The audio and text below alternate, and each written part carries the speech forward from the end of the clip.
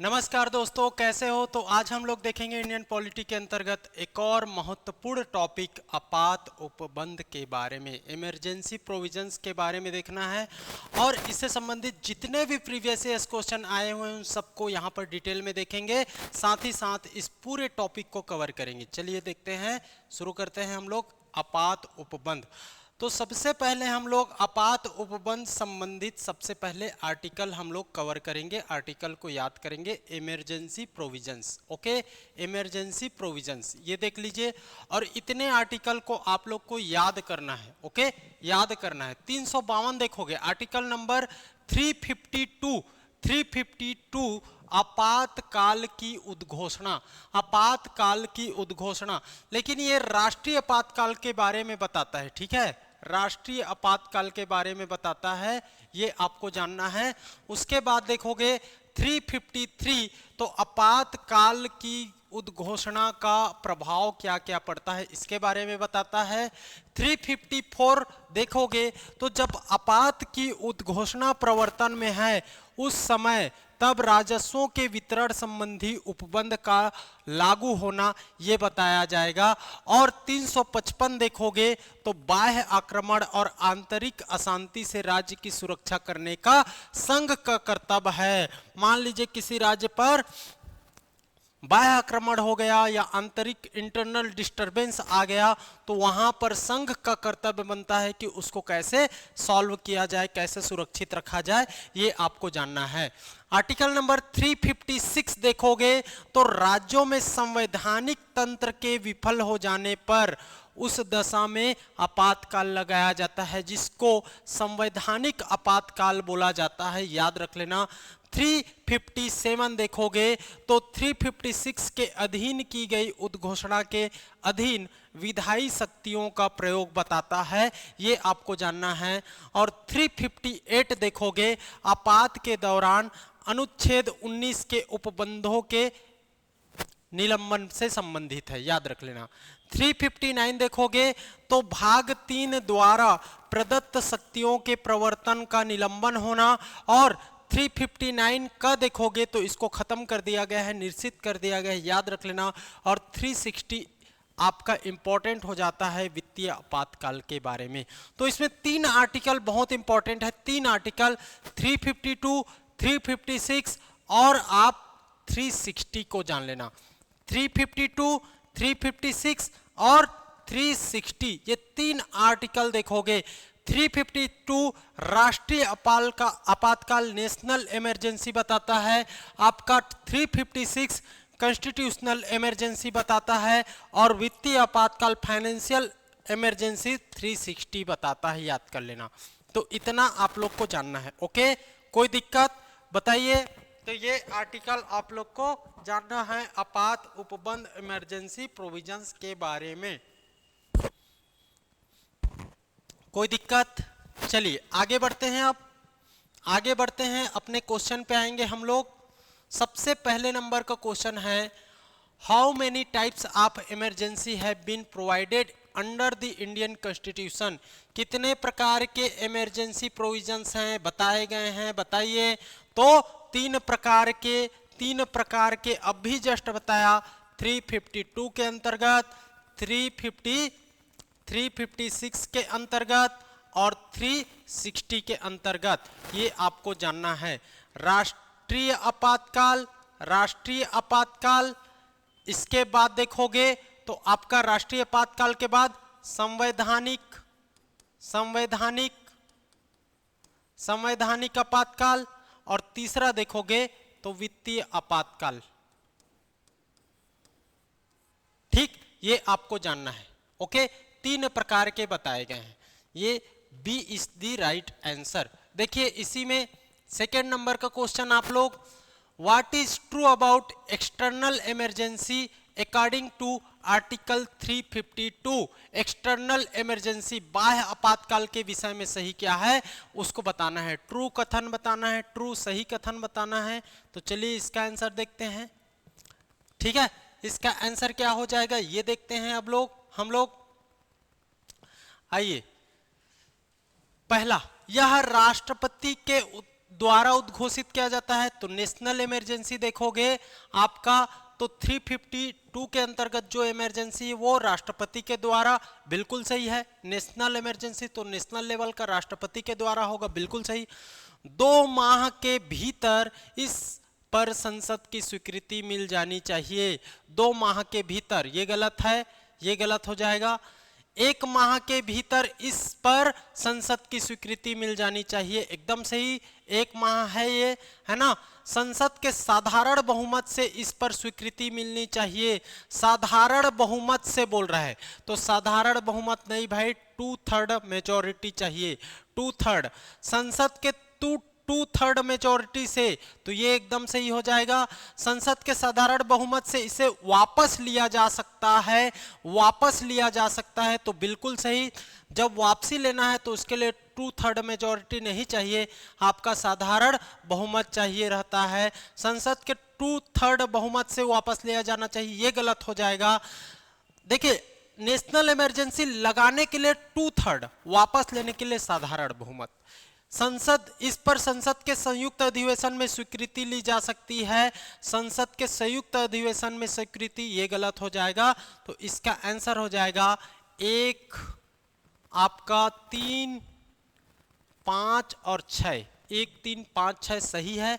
1, 3, 5, 6 C is the right answer. CGPSC prelims 2017 में पूछा गया क्वेश्चन, बेहतरीन क्वेश्चन। तो आइए हम लोग आर्टिकल नंबर 352 को डिटेल में देखते हैं। डिटेल में ना, डिटेल में देखते हैं क्या है इसका। चलिए देखिए,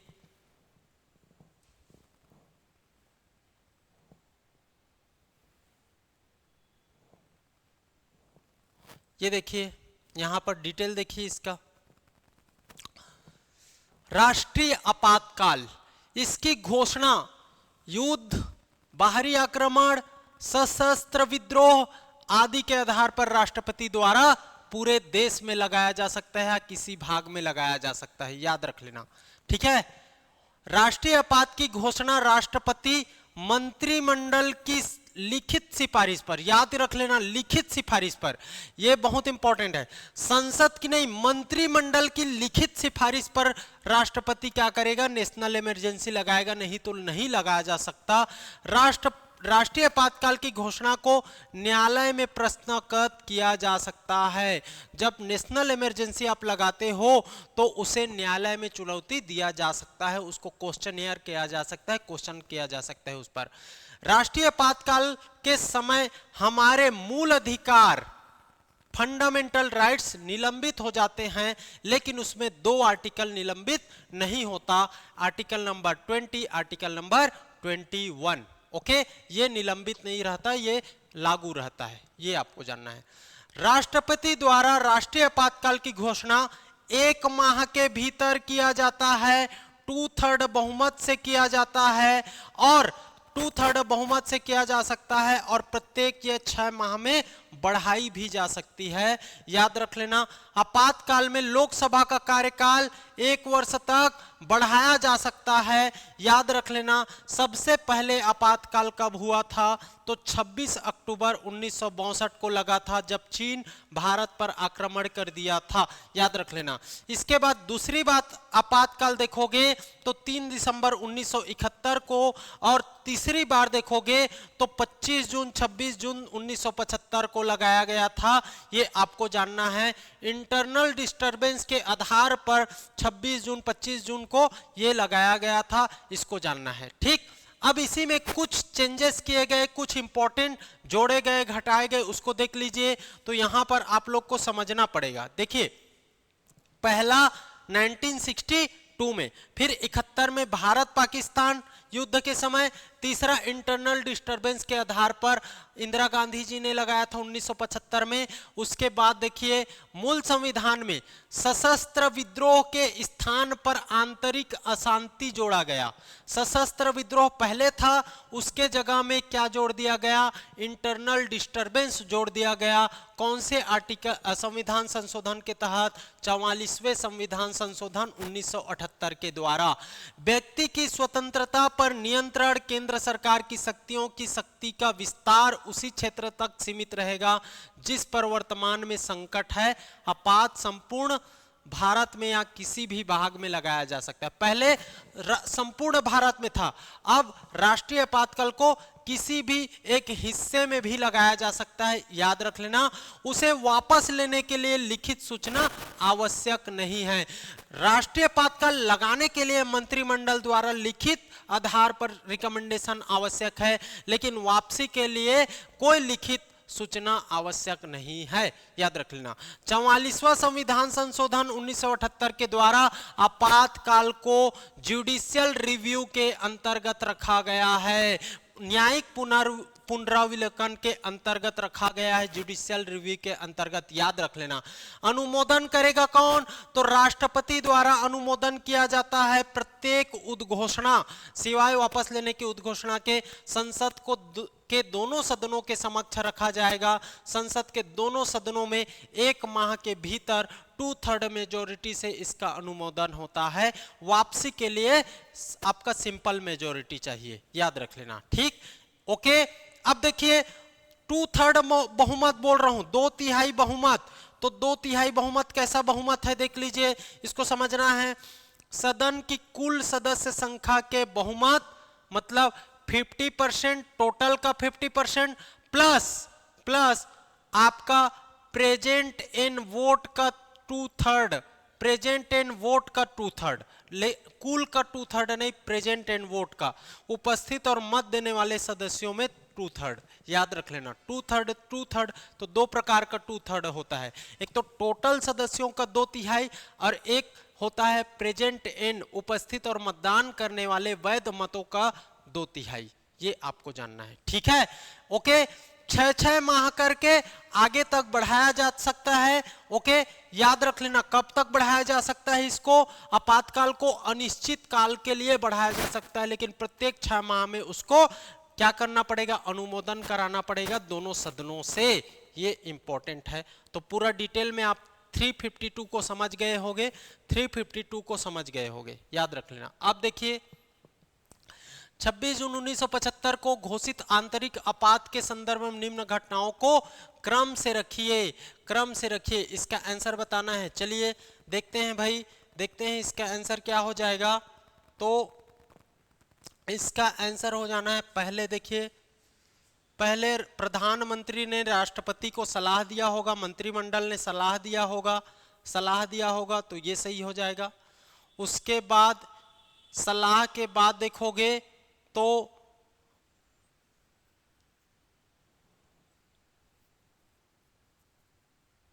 इसके बाद सलाह के बाद राष्ट्रपति ने घोषणा पर हस्ताक्षर किया होगा, फिर ये गया होगा मंत्रिमंडल के पार, मंत्रिमंडल ने नहीं,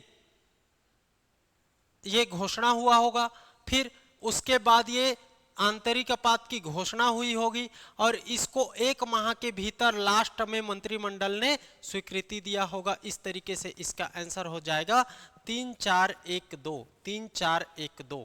सी is the right answer, C is the right answer. देख लेते हैं, C is the right answer. देख लीजिए 25 जून लिखा रहता है कई जगह, 25 जून, तो वो भी सही है, मान के चलो। जून 1975 को घोषित आंतरिक आपात के संदर्भ में घटनाओं का क्रम, पहले राष्ट्रपति को सलाह, फिर राष्ट्रपति ने हस्ताक्षर किया, आंतरिक आपात की घोषणा, लास्ट में मंत्रिमंडल ने स्वीकृति दे दिया। इस तरीके से ये चारों क्रम हैं। ओके, किंतु वर्तमान में निम्नलिखित घटनाक्रम के तहत लागू किए जाएंगे। वर्तमान में पूछा जाए तो वर्तमान में मंत्रिमंडल का लिखित परामर्श, वर्तमान में ये उस समय के लिए था, ये 1975 में जब लगा तो ये क्रम हुआ था। ठीक है, अभी वर्तमान में अगर आपका आपातकाल लगाना है तो कैसे लगाओगे? मंत्रिमंडल का लिखित परामर्श जाएगा किसके पास? राष्ट्रपति के पास। राष्ट्रपति उसी के आधार पर हस्ताक्षर करेगा और आंतरिक आपात की घोषणा हो जाएगी। ये क्रम रहेगा। वर्तमान में। ये 1975 में ये क्रम था। पहले क्या बोले, प्रधानमंत्री सजेस्ट कर दिया, राष्ट्रपति साइन करके घोषणा कर दिया, उसके बाद मंत्रिमंडल, लास्ट में मंत्रिमंडल की स्वीकृति मिली। पहले इसमें मंत्रिमंडल की लिखित परामर्श किसको जाएगा, किसको, राष्ट्रपति को, राष्ट्रपति फिर उस पर साइन करेंगी, फिर घोषणा होगा। तो इस तरीके से ये वर्तमान में है। ओके, ये आपको जानना है। और ये जो प्रावधान है इसको कब जोड़ा गया, 1978 में संविधान संशोधन करके। चलिए नेक्स्ट देखते हैं, नेक्स्ट देखते हैं हम लोग, ठीक है। नेक्स्ट देखते हैं, इसका आंसर क्या हो जाएगा, what is true about constitutional crisis. Constitutional crisis, राष्ट्रपति एक राज्य में संवैधानिक संकट की घोषणा कर सकता है, राष्ट्रपति ही करता है, बिल्कुल सही है। राज्यपाल के आधार पर, राज्यपाल के रिकमेंडेशन से या राज्यपाल की स्वीकृति आधार पर, राष्ट्रपति केवल राज्यपाल द्वारा प्रेषित प्रतिवेदन के आधार पर, तो ये गलत हो जाएगा। राज्यपाल बोल देगा तो नहीं करेगा, मंत्रिमंडल भी वहां की चाहिए, ठीक है। राज्यपाल के प्रतिवेदन के बिना भी यदि राष्ट्रपति संतुष्ट है तो वह संवैधानिक संकट की घोषणा कर सकता है, ये भी सही है। 1, 3 सही है, 1 और 3 सही है, ये गलत हो जाएगा। यह संसद के द्वारा 1 माह की अवधि के भीतर स्वीकृत हो जानी चाहिए। ये किसके बारे में, संवैधानिक संकट, मतलब आर्टिकल नंबर 356 के बारे में बात कर रहा है। तो इसका आंसर हो जाएगा आपका, देखेंगे तो इसका आंसर हो जाएगा, यह संसद के द्वारा 1 माह की अवधि, तो 1 माह गलत है भाई, 1 माह गलत है, 2 माह रहता है, ये सही हो जाएगा। 2 माह की अवधि के भीतर, 2 माह के अवधि के भीतर, यह संसद के द्वारा विशेष बहुमत से, विशेष बहुमत नहीं होगा, ये साधारण बहुमत होगा, साधारण बहुमत सही होगा 7।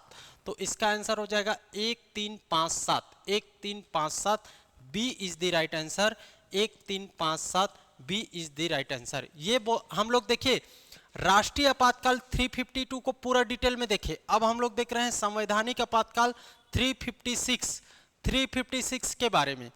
356 को पूरा डिटेल में देखिए, अब पूरा डिटेल में 356 को देखिए, बात समझ आ रही है। 356 को पूरा डिटेल में हम लोग को समझना है।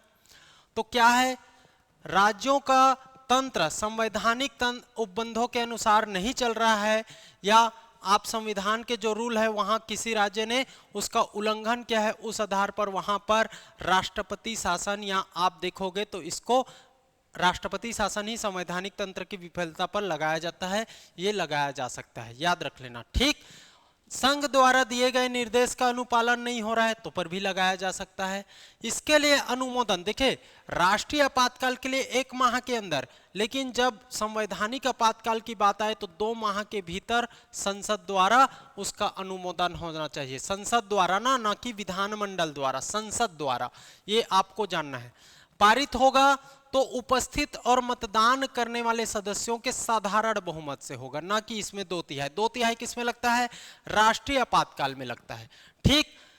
अनुच्छेद 356 की उद्घोषणा जारी किए जाने की तारीख से 2 माह के भीतर ये 2 माह तक प्रवर्तन में रहेगी, किंतु संसद के दोनों सदन साधारण बहुमत से इसको पारित कर दे तो ये क्या हो जाएगा, 6 माह तक प्रवर्तन में रहेगी, 6 माह तक।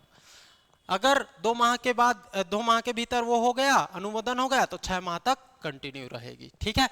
अब 6 माह करके इसको आगे बढ़ाया जा सकता है, लेकिन कब तक, राष्ट्रीय आपातकाल में 6 माह करके अनिश्चित काल तक बढ़ाया जा सकता है, लेकिन इसमें देखोगे तो 6 माह करके 3 वर्ष तक ही बढ़ाया जा सकता है, उसके बाद ये खत्म हो जाएगा, ठीक है। 1 वर्ष से अधिक अवधि तक राष्ट्रपति शासन को जारी रखने के लिए संसद संकल्प तभी पारित कर सकती है जब वह 2 शर्तों को पूरा करे, ठीक, ये याद रख लेना, ओके। इसके बाद आप देखिए, यहां पर देखिए 86वां संविधान संशोधन 1991 पंजाब में 5 वर्षों के लिए राष्ट्रपति शासन लगाया था, सॉरी, ठीक, और सॉरी 68वें संविधान संशोधन 1991 पंजाब में 5 वर्षों के लिए राष्ट्रपति शासन लगाया गया था। राज्य की कार्यपालिका और विधायिका निलंबित हो जाती है, इसमें शक्ति केंद्र पर आ जाती है, याद रख लेना, ठीक। राष्ट्रपति शासन के दौरान देखोगे तो मूल अधिकार उच्च न्यायालय की शक्तियों पर कोई प्रभाव नहीं पड़ता। याद रख लेना, बजट संसद में पारित किया जाता है। उस राज्य के लिए बजट विधानमंडल में ना पारित करके संसद में पारित किया जाता है, यह भी आपको जानना है। चलिए, इसके बाद देखिए यही है, उसी को इंग्लिश में यहाँ पर प्रेसिडेंट्स रूल को बता दिया हूँ, व्हाट इट मीन्स। तो प्रेसिडेंट्स रूल ये पूरा इंग्लिश में 6-6 माह करके उसको बढ़ाया जा सकता है 3 साल तक। आपका 3 साल से भी ज़्यादा है तो उसके लिए 2 कंडीशंस बता दिए गए है ना। अपॉइंटमेंट कौन, कैसे, मेजोरिटी से, सिंपल मेजोरिटी से, ये सब जानना है, ठीक है। ये आपको बता दिया गया है, ठीक, ये यहाँ पर, ठीक, ये आपको जानना है। बजट कहां पास होगा, संसद में, है ना। मौलिक अधिकार कोई निलंबित नहीं होगी, इस तरीके से विधायिका कार्यपालिका निलंबित हो जाएगी, ये आपको जानना है। जब राष्ट्रपति किसी राज्य में संवैधानिक संकट की उद्घोषणा करता है तो क्या होता है, संवैधानिक संकट की उद्घोषणा करता है तो क्या होता है, ये बताना है, ठीक, ये बताना है। चलिए, इसका आंसर क्या होगा, मंत्रिमंडल भंग हो जाती है, ये गलत हो जाएगा। मुख्यमंत्री त्याग पत्र दे देगा, ये गलत हो जाएगा। नहीं नहीं नहीं नहीं, मंत्रिमंडल भंग हो जाती, ये सही है। मुख्यमंत्री त्याग पत्र, ये गलत हो जाएगा। राज्य विधानसभा विघटित, ये गलत हो जाएगा। राज्य विधानसभा निलंबित, ये सही हो जाएगा। तो निलंबित होती है ना कि विघटित, तो या आपको सही, मंत्रिमंडल तो निलंबित हुआ तो भंग हो जाएगा, ये आपको जानना है। तो 1 और 4 D is the right answer, 2022 में पूछा गया क्वेश्चन है ना, D is the right answer. Food inspector 2022 में पूछा गया क्वेश्चन। देखिए यहाँ पर केंद्रीय प्रशासक के रूप में राज्यपाल की भूमिका बढ़ जाती है, याद रख लेना, और मुख्य सचिव और केंद्र द्वारा नियुक्त सलाहकार उसकी सहायता के लिए होते हैं। तो राज्यपाल, मुख्य सचिव और केंद्र के द्वारा नियुक्त सलाहकार, ये तीनों करके व्यवस्था को संचालित करते हैं, याद रख लेना। राज्य विधानमंडल पर क्या क्या प्रभाव, तो राज्य विधानसभा को राष्ट्रपति द्वारा निलंबित या भंग किया जा सकता है। राष्ट्रपति शासन की अवधि के दौरान राज्य में कानून बनाने की जिम्मेदारी संसद की होगी। बजट जारी करने की, बजट पास करने की जिम्मेदारी संसद की होगी। आवश्यक मामलों के समाधान के लिए जब संसद सत्र में ना हो तो अध्यादेश भी जारी किया जा सकता है, ये आपको जानना है। वित्तीय और प्रशासनिक निर्णय, वित्तीय और प्रशासनिक नियंत्रण देखोगे तो शासन के लिए राज्य की संचित निधि से व्यय को मंजूरी दे सकता है ना राष्ट्रपति। प्रशासनिक कार्यवाही, नीतिगत निर्णय केंद्र की प्राथमिकताओं के अनुरूप होगी। इस तरीके से आपको पूरा डिटेल में जानना है, ठीक है। अब नेक्स्ट क्वेश्चन में आ जाते हैं हम लोग। नेक्स्ट क्वेश्चन हमारा हो जाएगा, चलिए तो देखते हैं। Suppose the president announce constitutional crisis, संवैधानिक आपातकाल इन a state, मीनविल the Lok Sabha was dissolved, what will happen now. संवैधानिक संकट की घोषणा पर संसद की स्वीकृति आवश्यक है। चलो देखते हैं। तो देखो, संवैधानिक संकट की घोषणा पर संसद की स्वीकृति आवश्यक है, ये सही है। चूंकि लोकसभा विघटित हो गई है अतएव संवैधानिक संकट जारी नहीं रखा जा सकता, ये गलत हो जाएगा। संवैधानिक संकट की घोषणा को जारी रखने के लिए राज्यसभा की स्वीकृति जरूरी है, ये भी सही है। संवैधान, लोकसभा के नवनिर्वाचन के बाद 2 माह की अवधि के भीतर, 2 माह की अवधि के भीतर, तो ये गलत है, 2 माह की अवधि के भीतर गलत है, ठीक है। लोकसभा के नवनिर्वाचन के बाद पहली बैठक से 30 दिनों के भीतर, एकदम सही, 5 सही है। 2 माह नहीं, 1 माह के भीतर, पहली बैठक से 30 दिन के भीतर, 1 माह भी नहीं, 1 माह में 31 दिन भी होता है, 30 दिन के भीतर, तो ये सही हो जाएगा। ये गलत हो जाएगा आपका संवैधानिक संकट, ये सही हो जाएगा, ये गलत हो जाएगा, और ये 1 3 5 1 3 5 D is the right answer. 2018 में पूछा गया क्वेश्चन, आपको अच्छे से समझना है, अच्छे से समझना है, okay. D is the right answer. संवैधानिक संकट की घोषणा पर संसद की स्वीकृति आवश्यक है, लेकिन लोकसभा भंग हो गया है तो पर भी राज्यसभा की स्वीकृति से वो लागू हो जाएगा। लेकिन जैसे ही लोकसभा निर्वाचित होगा उसको पहली बैठक से 30 दिन के भीतर अनुमोदन देना आवश्यक है, नहीं तो वो रद्द हो जाएगा। बात समझ आई? क्लियर? तो यही है संवैधानिक संकट। लोकसभा अगर नहीं है तो नवनिर्वाचन के बाद बैठक से 30 दिनों के भीतर।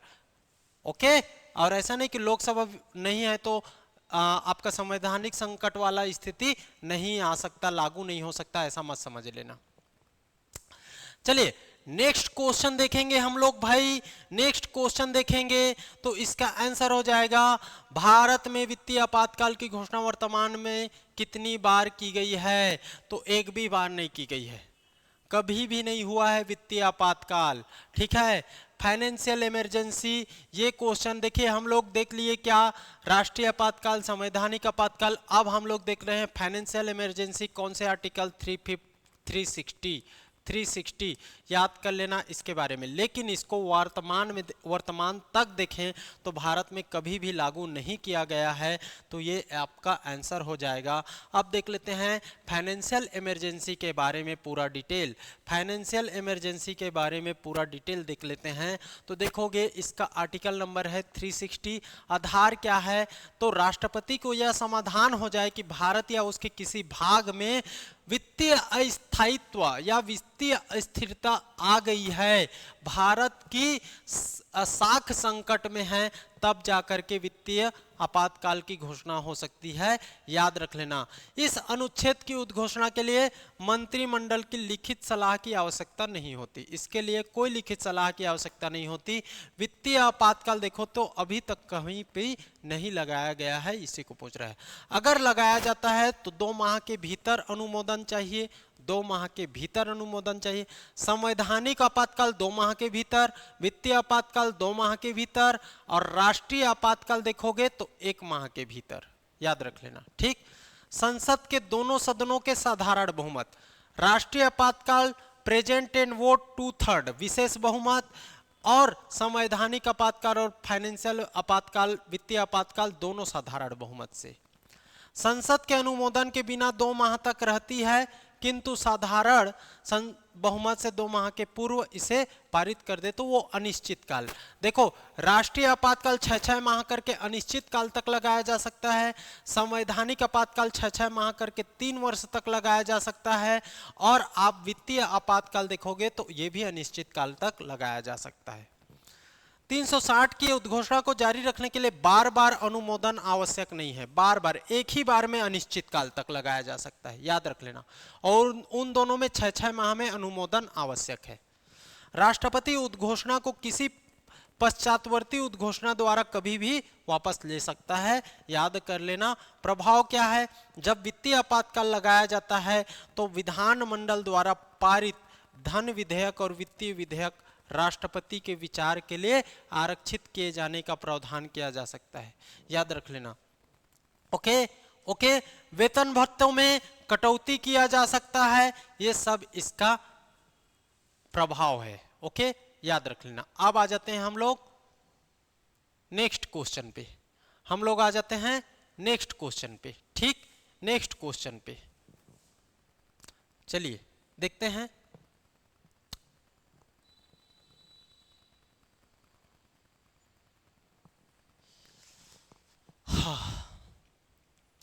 नौ राज्य विधानसभाओं को विघटित करने के विषय में किसने पुनर्विचार हेतु कहा था? किसने पुनर्विचार हेतु कहा था? बताइए इसका आंसर क्या हो जाएगा जी? तो इसका आंसर हो जाना है बी.डी. जत्ती ने मोरारजी देसाई से कहा था। A is the right answer.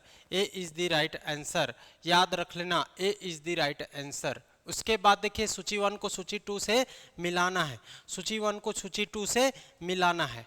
चलिए देखते हैं। मणिपुर देखोगे तो मणिपुर 11, उत्तर प्रदेश 11, आपका बिहार उड़ीसा, तो इसका आंसर हो जाएगा आपका बिहार आ जाएगा 8, उड़ीसा 6। ठीक है, बिहार 8, उड़ीसा 6, तो इसका आंसर आ जाना है। देखिए एक, देखिए मणिपुर उत्तर प्रदेश 11-11 हो गया है, सर्वाधिक 11 मणिपुर और उत्तर प्रदेश 11-11, तो याद रख लेना। इसका आंसर है 1 2 बी का 3, 1 2 बी का 3, 1 2 बी का 3। B is the right answer. B is the right answer. याद रख लेना। ओके, सर्वाधिक बार मणिपुर या उत्तर प्रदेश लेना है 2020 में। कहां कहां देखो इसको पूछा गया, सर्वाधिक बार कौन कौन से स्टेट में कितने बार लगाया गया है, ये आपका क्या जी, राष्ट्रपति शासन। राष्ट्रपति शासन से क्वेश्चन है, ये आपको जानना है। तो देखो यहां पर इसका डिटेल देख लेते हैं।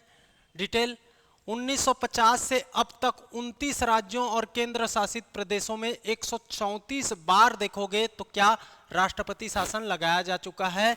पहली बार लगा था 1951 में पंजाब में, पंजाब में पहली बार। उसके बाद देखोगे तो सबसे अधिक मणिपुर और उत्तर प्रदेश में 11 बार लग चुका है। और सबसे लंबे समय तक राष्ट्रपति शासन कहां लगा है, तो याद रख लेना जम्मू कश्मीर में 12 वर्ष तक। जम्मू कश्मीर में 12 वर्ष 4668 दिन से अधिक समय तक अलगाववाद रहा उसी में।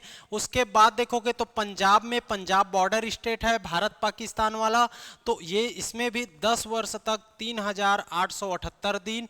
और तीसरे नंबर आपका पुडुचेरी 7 वर्ष 2739 दिन तक यहां पर। तो सर्वाधिक समय तक, लंबे समय तक कहां, जम्मू कश्मीर, फिर पंजाब, फिर पुडुचेरी। सर्वाधिक बार मणिपुर उत्तर प्रदेश, याद रख लेना पहली बार 1951 में पंजाब में, टोटल 134 बार। चलिए नेक्स्ट क्वेश्चन देखते हैं यहां पर। ये नेक्स्ट आपका लास्ट क्वेश्चन होगा शायद, है ना, लास्ट क्वेश्चन है क्या, देख लेते हैं। हाँ लास्ट क्वेश्चन है, देखिए राष्ट्रपति का आपातकालीन अधिकार संविधान के साथ धोखा यह किसने कहा है, ये कथन किसका है बताइए। तो इसका है, ये आंसर होगा C, C is the right answer, C is the right answer. Okay, तो इस तरीके से हम लोगों ने 352 को डिटेल में देखा, 356 को डिटेल में देखा, 360 को डिटेल में देखा, है ना। तो ये डिटेल में है, ओके, याद रख लेना एकदम डिटेल में हम लोग देखे। और इसी के साथ देखोगे 352 से 360 तक आप देखोगे तो नेशनल आपका इमरजेंसी प्रोविजंस के बारे में बताया गया है संविधान में। और ये चैप्टर हमारा कंप्लीट होता है। आपको पूरी तरीके से इस वीडियो को देखना है और पीडीएफ को पढ़ना है, टेलीग्राम में आप लोग को मिल जाएगा वीडियो पीडीएफ। ओके, तो आज के लिए इतना ही, मिलते हैं नेक्स्ट टॉपिक में। ये 29वां नंबर का लेक्चर है, एक लेक्चर और बच गया जिसमें हम लोग संविधान संशोधन, प्रमुख संविधान संशोधन है उसको देखेंगे, फिर हमारा पॉलिटी पूरा कवर हो जाएगा, पूरा कंप्लीट हो जाएगा। ठीक है, हो गया। ओके, तो आज के लिए इतना ही। उम्मीद करता हूँ आप लोग को मज़ेदार लगा होगा। मज़ेदार लगा है तो प्लीज़ लाइक कर दीजिएगा, अच्छा अच्छा कमेंट कीजिएगा और शेयर भी करना ना भूलिएगा। Okay, thank you.